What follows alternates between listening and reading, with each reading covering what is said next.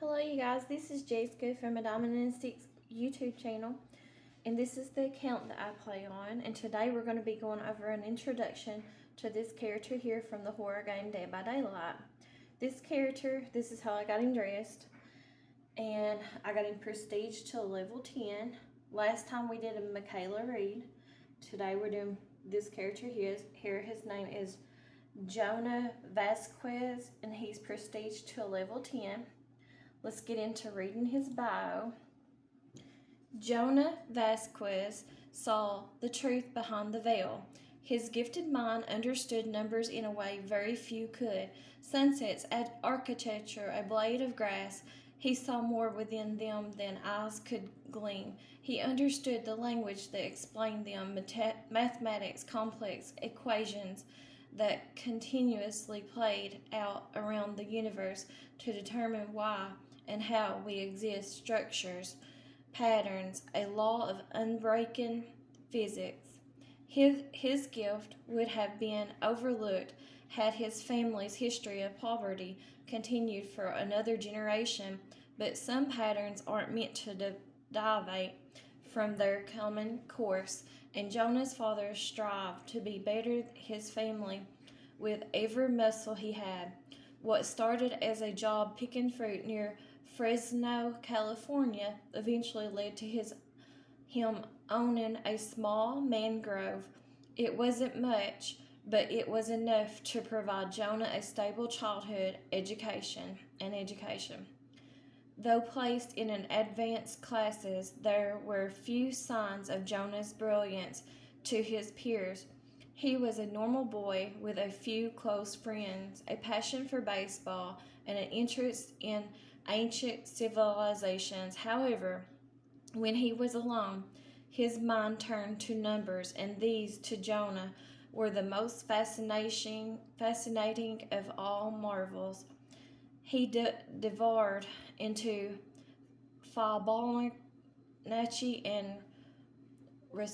Renesmans sequences, and was soon poring over a complex equations from history's leading mathematicians. On his 16th birthday, he received an unaddressed card. There was nothing within but the following numbers: 8, 25, 19, 41, 1, 20, 37, 69, 85, 13, 2, 26, 11, 1. It was a puzzle, perhaps a gift from his math teacher or a relative who knew of his penchant for solving brain teasers, but somehow this was different. While he immediately recognized the GPS coordinates, quickly discovering they led to a location in Chile, the other numbers meant nothing to him. Every attempt he made led to failure. Over time, he abandoned the puzzle, convinced it was flawed. He went on to university, and upon graduation was hired as a code breaker by the CIA. On his first day, written in his employee handbook were the numbers from years ago: 8, 25, 19, 41, 1, 20, 37, 69, 85, 13, 2, 26, 11, 1. A tension in the back of his neck materialized, a feeling that he was being toyed with. He returned to the puzzle, only to discover that his years of experience would reveal no new information. He couldn't dwell on it. He had a job to do. He was put to work deciphering messages from signal stations around Europe. Archived footage found that for 23 years, dozens had been operating in an unknown capacity. Simple blinks of light hid complex codes that revealed disjointed information. It wasn't much to go on, but he discovered the messages seemed to involve power and wealthy individuals from around the globe. The project was abruptly shut down. All agents involved were transferred to other assignments. Jonah was moved to a convict task force in the newly formed democracy of Kawatiatana, where he intercepted and decoded messages from bands of rebels. His work enabled the U.S. to target numerous rebel locations. Then the bombs dropped. It was discovered too late that the messages were decoys. Civilian casualties were staggering. The true numbers covered up by officials. Jonah blamed himself. He saw firsthand the damage done and the families torn apart. He took a leave of absence but remained in Kawatitana, surveying the damage. Surveying the damage. He had to do something.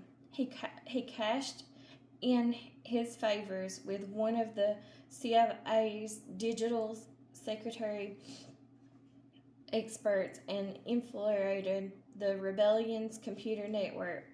From there, he took stock of the numbers and made changes he thought no one would notice. Small amounts of money were ciphered from the rebels to those of who lost their homes and loved ones.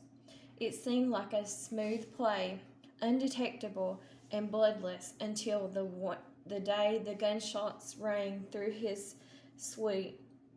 Jonah hit the floor as glass shattered and holes punched through his walls. Grabbing his laptop, he broke his kitchen window and leaped to the neighboring building's roof. Before he could even rub his throbbing ankles, the small house exploded into flames. He ran, not looking back. He climbed down the alley, made his way to the slums, and concealed himself among rickety shanties of cardboard and rotting wood. A week later, he arrived at an American embassy, exhausted, dust-ridden, and defeated. Before he could take a breath, he received a call from the chief officer at the CIA. Was it worth it? You over this crusade of yours? He felt powerless, and so he returned his focus to what was simple, what was black and white numbers. His chief officer gave him a new assignment, one classified to all but a few. His research on the signal stations had reached someone high up, and the project was reopened under a veil of secrecy. Jonah dedicated his time to deciphering the codes, partly out of fascination and partly to forget the guilt that resided within him. What started with signal stations led him to something even more baffling: horror podcasts. In the stories of campfire thrillers and slasher tales from around the world were carefully concealed codes, sometimes numbers, sometimes words, each time as if being a secret password or handshake. He found the following message: sacrifice is rebirth. Hidden in the code was information on a network of powerful people, all working towards what he didn't know. There was a chatter of summonings and rebirths, sacrifices and hunts. Jonah assumed much of it was red herrings, attempting to mislead. Up the late night, he analyzed another code, this time concealed in a story of vampires. What he deciphered sent a chill through his spine.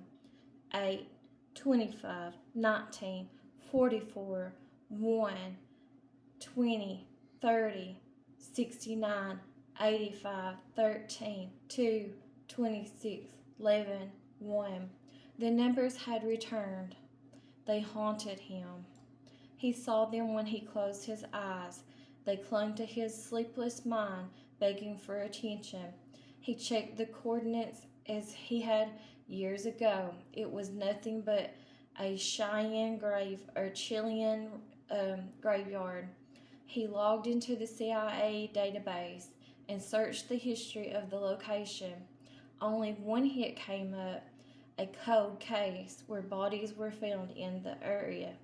the corpses eaten by hundreds of crows. Jonah couldn't let the mystery go on any longer. The numbers had followed him all his life, and he was ready to follow them.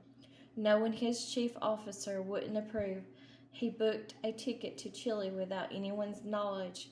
It was the time to see what was so special about the coordinates. Less than 24 hours later, he arrived at dash 2036 6985. He found himself under the sweltering sun, standing in the graveyard of a ghost town. There was nothing but dust and bones. Jonah spit into the dirt and puzzled over the numbers once more. He slumped next to the old grave under the eyes of a watchful crow. He missed home. He missed the main grave. He missed a time before the complexities of the universe crashed down on him. He looked out at the old derelict buildings on the side and the sweeping desert on the other side. There were similarities to Fresno, the dry heat, the sunset that cast an orange glow on the dusty ground, but it wasn't home. Not to him. He looked at it from the eyes of a man who didn't belong in this place. And then Jonah understood. He was analyzing the code from his own experience, his view of the world. There was so much he overlooked. With feverish devotion, he considered what the numbers could signify for other cultures, ancient Egyptian measurements, Persian currencies, and antiquified calendars. He finally understood. He sifted through his knowledge of ancient civilizations before coming to the Tatarian calendar. Plugging in the numbers as dates, he converted the first half of them over to the Gregorian calendar. He wasn't prepared for the number it would reveal. His birthday. The world spiraled around him. With sweaty palms, he calculated the remaining numbers. It gave him another date today. The code. It was about Jonah. At this location, at this moment, his hands shook, his heart pounded against his ribs. Was he part of a prophecy, or had something led him down this path? He didn't know. For once, numbers no longer made sense. A heavy fatigue came over him. The world shifted in impossible ways. He knew the equations behind nature. He knew what he saw couldn't be. He witnessed his father's mangrove beyond the desert and felt overwhelming comfort.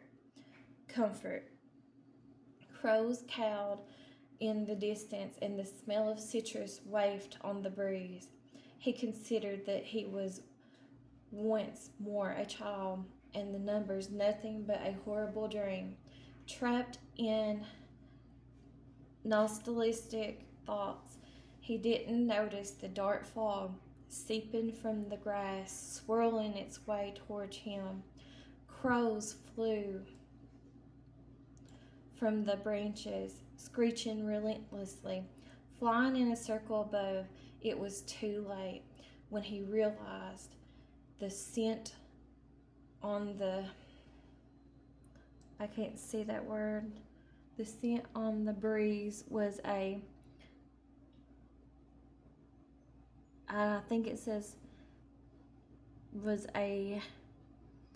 not something other citrus. It wasn't citrus, it was blood.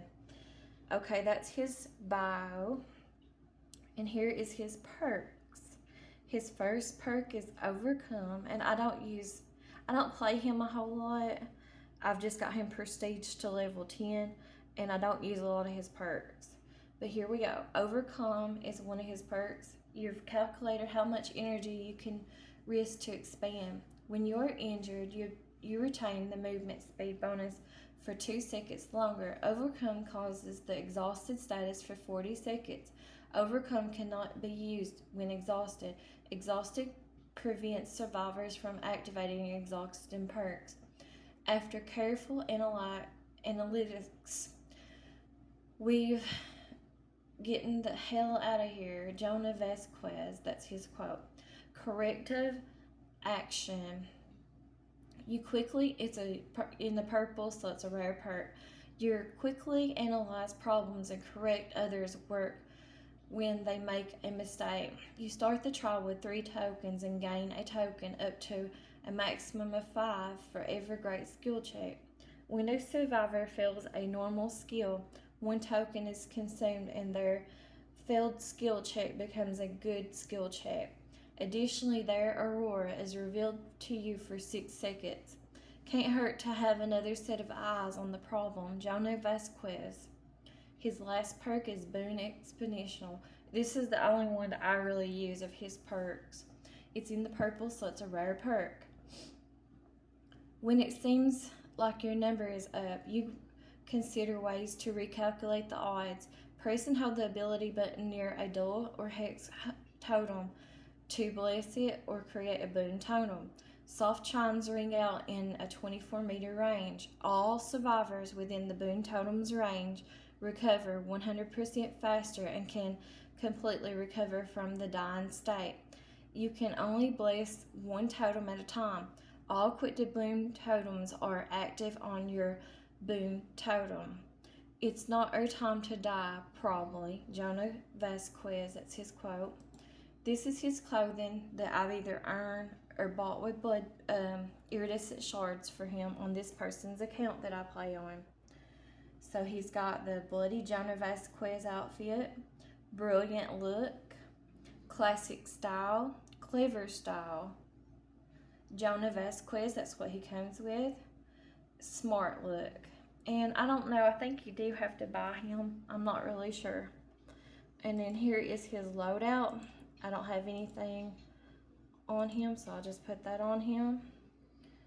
And then here is his blood whale. Like I said, I don't hardly play him, but I'm pretty sure you do have to spend money on him and play him.